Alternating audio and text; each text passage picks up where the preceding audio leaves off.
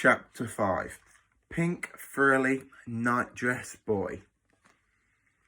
Matron launched into what seemed like a very well-rehearsed speech, a speech she must have given to all her new patients. Now, young man, this is my ward, and these are my rules. Lights out at 8 p.m. sharp. No talking after lights out. No reading under the covers. No eating of sweeties. If I do hear the rustle of sweet papers in the dark, I will confiscate them on the spot. Yes, that includes you, George. The podgy boy immediately stopped chewing, and he kept his mouth tightly shut, so Matron couldn't see what he was chewing at that very moment. The woman continued at quite a pace. Her words snapped like the crack of a whip. Now, getting out of bed. No visits to the toilet during the night. This is what the bedpan is for. You will find a bedpan under your bed. There is a bell on the wall by your head. Ring the bell in the night only in absolute emergency. Do you understand me? Yes, replied Tom. It was like being told off before he'd actually even done anything wrong. Now, have you brought any pyjamas with you? She asked. No, replied Tom. I must have been rushed here in an ambulance when I was knocked out on the cricket pitch. I didn't have a chance to pack anything, so I've just got my cricket kit that I came in. I don't mind sleeping in it. Matron's lips curled in horror. Repulsive child! You are as bad as that disgusting excuse for a human being, the porter. He smells like he sleeps in his clothes. Ha ha! Can we call your parents to bring some pyjamas for you? Tom shook his head sorrowfully. Why not? My mother and father live abroad. Where? The boy hesitated before answering. I'm not sure. You are not sure, said Matron loudly, so everyone could hear. It was as if she wanted all the children in the world to enjoy the new boy being humiliated as much as she did. They move around a lot for my father's work. I know it's somewhere with a desert. Well, that narrows it down, she snarled sarcastically. You don't even know what countries your own parents live in. Well, you'll fit right in here. The children in this ward are all ones whose parents don't ever visit for one reason or another.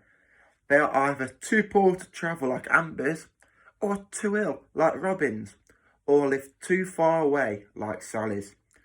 George has the best reason though. Would you care to explain why your parents never visit, George? No, the boy muttered in his Cockney accent. The accent struck Tom, as no one at his boarding school talked like George. The poor boy looked desperately embarrassed. Don't.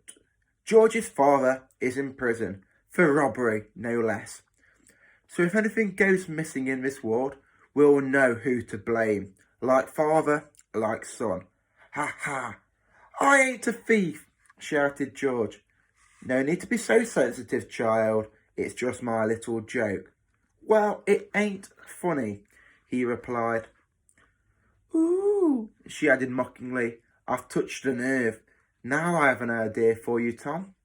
Let me find you something to wear in my last property box.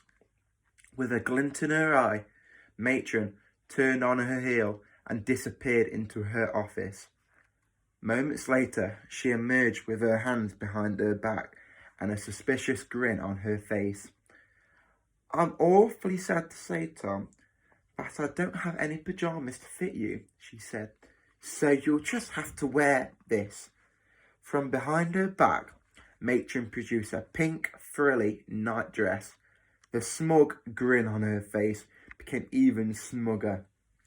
Tom looked at the pink, frilly nightdress with horror.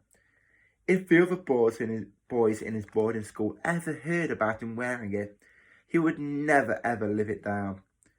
In fact, he would be forever known as Pink Frilly Nightdress Boy.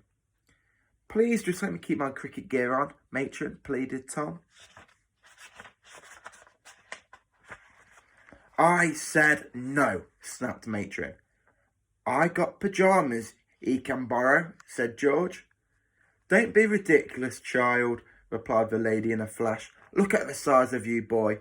They will be far too big. Your pyjamas would be too big for an elephant. Once again, no one laughed except the matron. Now, get this on right away, or I will report you to the principal of the hospital, Sir Quentin Strillers. He would take a very dim view of a boy like you, and could have you thrown out on the street, said the lady, as she whisked the curtains around the boy's bed. She stayed on the outside, leaving Tom to try to wiggle out of his clothes and into the nightdress on his own. Quickly, ordered matron. I am nearly there, called out Tom, as he pulled the thing over his head. Okay, he said, even though he felt far from okay. Matron then whisked the curtain back to reveal Tom. There stood Pink Frilly Nightdress Boy in all his pink frilly nightdress glory. Actually, it suits you, said George. I so wish I could see it, murmured Robin. No, you don't, replied Amber. That's the end of chapter 5.